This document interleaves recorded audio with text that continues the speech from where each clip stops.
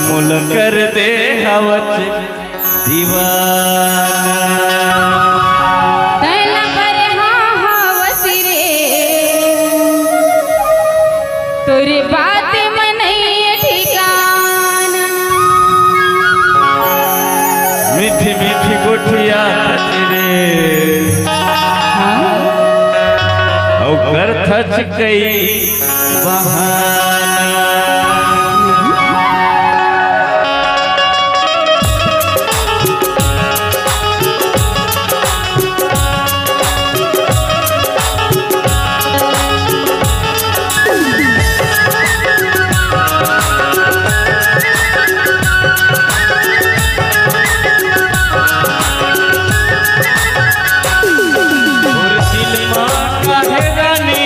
बताना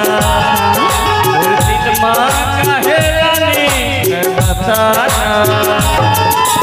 मीठी गोठिया के वो मुल कर दे हवस दीवाना मीठी मीठी गोठिया के मुल कर दे हवस दीवाना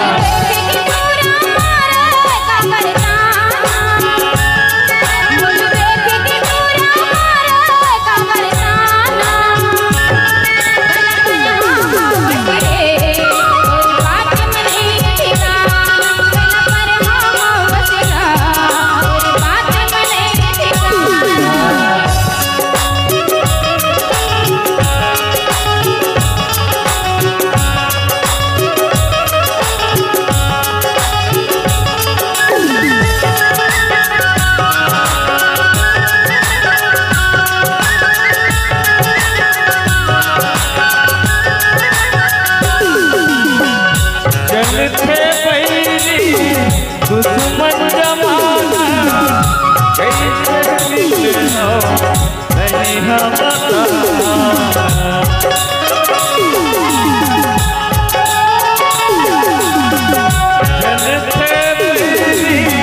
दुश्मन जमाना कैसे मिलना नहीं हम कैसे मिलना नहीं हम मोला रानी धाना मोला रानी धाना गोठिया के कर थका बरवाना गोठिया के वो मुल कर थका बरवाना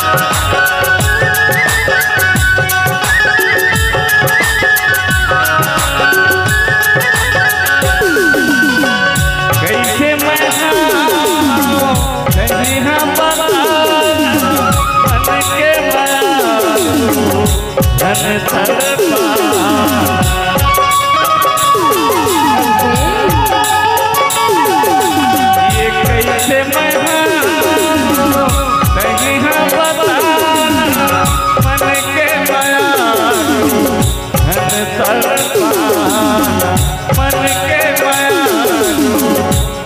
तड़पा